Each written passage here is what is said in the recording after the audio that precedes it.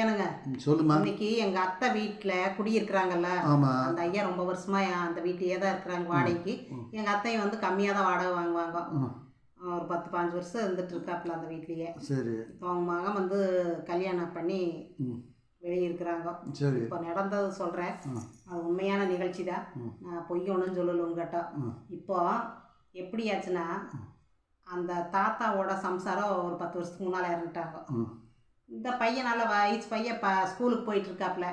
ஸ்கூலுக்கு போயிட்டு எப்படி இருந்தாலும் ஒரு அம்மா இறந்துட்டா பையனுக்கு கஷ்டம் தானே. அதெல்லாம் கஷ்டம் தான். அப்படியே சாப்பாடு ஆக்கி எல்லாம் பண்ணி கொடுத்துட்டு இந்த பையனை படிக்க வச்சுட்டு வேலைக்கு போய் இந்த ஐயா ரொம்ப சிரமத்தில் இருந்திருக்கிறாரு.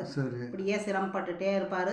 பையன் அப்புறம் அப்படியே வெளியே போயிடுறாங்களா வேலைக்கு, அதுக்கு படித்து வேலைக்கு போயிட்டாங்க.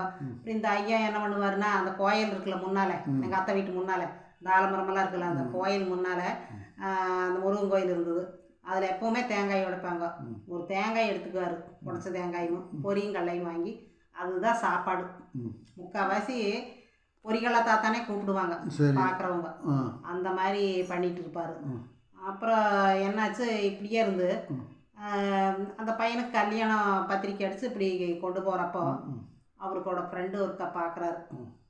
இனி வந்து உங்களுக்கு தான் முதல் பத்திரிக்கை அப்படிங்கிற மாதிரி சொல்கிறாங்க. எனக்கு தான் முதல் பத்திரிக்கை, சரி வாழ்த்துக்கள் சொல்லிவிட்டு வாங்க டீ சாப்பிட்லாம், பரவாயில்ல இனியாவது மருமக கையில் சாப்பிடுங்க, இத்தனை நாள் பொரியங்கள்லையுமே சாப்பிட்டு உங்களை கிண்டல் தேங்காய் பொரியெல்லாம் எடுத்து சாப்பிட்ற தாத்தானே கிண்டல் பண்ணிகிட்டு இருந்தாங்க.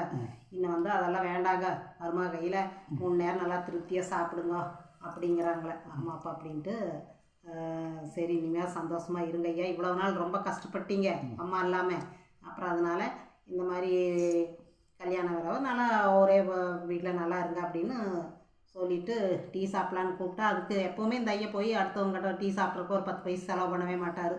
அப்புறம் அவர் ஃப்ரெண்டு பார்த்துட்டு கிண்டல் பண்ணுறாரு, இதுக்கு இன்னுமே அப்படியே தான் இருக்கிறீங்களா, எதுக்குமே வரமாட்டேங்க அப்படின்ட்டு. அப்புறம் சரின்ட்டு அவர் போயிட்டார். நான் கல்யாணத்துக்கு முதல் நாளாக நான் வந்துடுறேன் அப்படின்ட்டு எல்லாம் முடிஞ்சது. இப்போ 2 வருஷம் போயாச்சு. 2 வருஷம் போன பிறகு எல்லாம் நல்லா தான் இருந்தாங்க. அப்புறம் என்னாச்சுன்னா, அந்த ஐயா மருமகளும் வேலைக்கு போகிறாப்புல, மகனும் வேலைக்கு போகிறாப்புல, 2 பேரும் வேலைக்கு ஆஃபீஸ் போகிறாங்க. காலையில் எல்லாம் பறக்கு போகிறவங்க தானே வேலைக்கு. அதனால இந்த ஐயாவுக்கு நல்லா இத்தனை நாள் 2 வருஷம் இங்கே தான் சாப்பிட்ருக்குறாரு. நல்லா சாப்பாடு 3 நேரம் நல்லா திருப்தியாக சாப்பிட்ருக்காரு.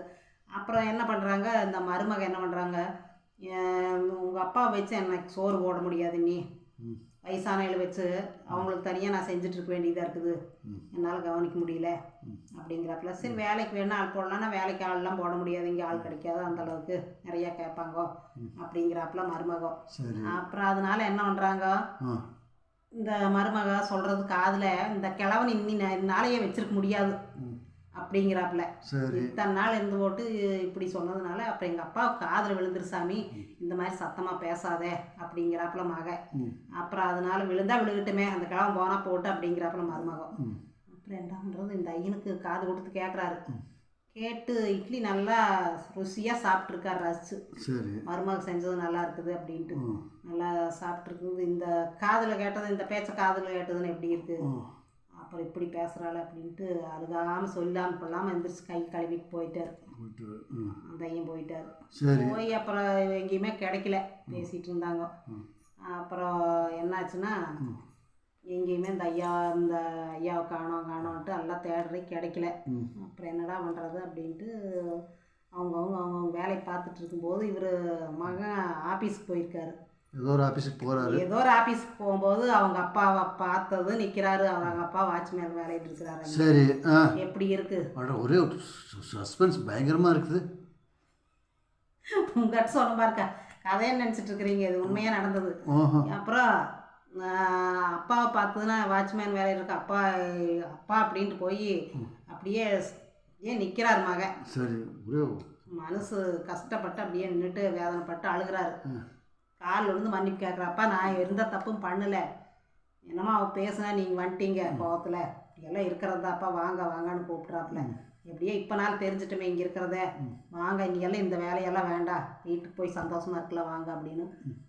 சாமி, நான் வந்து உன்னை வளர்த்தி ஒரு பையனை வந்து படிக்க வச்சு கல்யாணம் பண்ணி நல்லா பொறுப்பாக நான் நல்ல பையனாகத்தான் நான் வளர்த்தி உன்னை வச்சுருக்கிறேன். அதே மாதிரி உனக்கு ஒரு பிள்ளை இருக்குதில்ல, இப்போ நீ வந்து அதை நல்லா வளர்த்து உனக்கு ஒரு புள்ள பிறந்துருச்சுன்னு நீ சொல்கிற.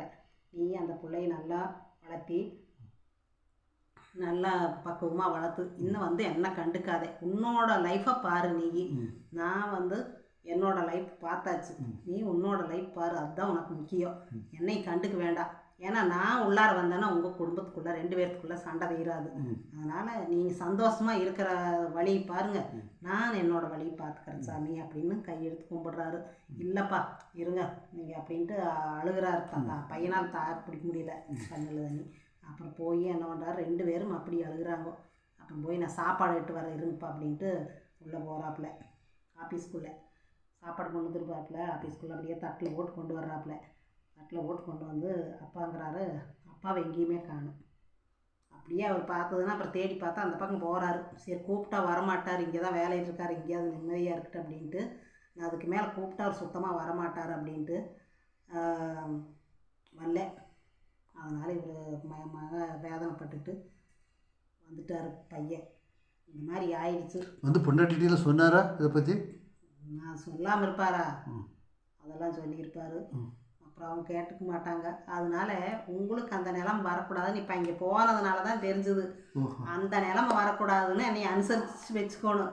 இப்போ எப்போ பார்த்தாலும் ஒவ்வொரு தடவை ஒரு வர்றீங்கல்ல, அந்த மாதிரி எல்லாம் வராமல் அது குணமாக சொல்லி நீ போகிறதுன்னா போய் சேரு. எனக்கு கவலையே இல்லை. நீ போகிறத பற்றி நான் போய் மகன்கிட்ட போய் சோறு வாங்கி சாப்பிட்றதா? அதெல்லாம் நான் சொல்லலை. இப்போ வந்து இது உண்மையாக நடந்தது சொல்கிறேன். உண்மையாக நடந்தது. நீ போகிறதுனா போய் சேரம்மா. அவங்கள எல்லாம் இழுக்க வேண்டாம். இதில் வந்து நான் இப்போ அப்படியெல்லாம் சொல்ல வேண்டாங்க. நீ போகிறதுனா போய் சேருன்னு சந்தோஷமாக வச்சிட்டிங்கன்னா தானே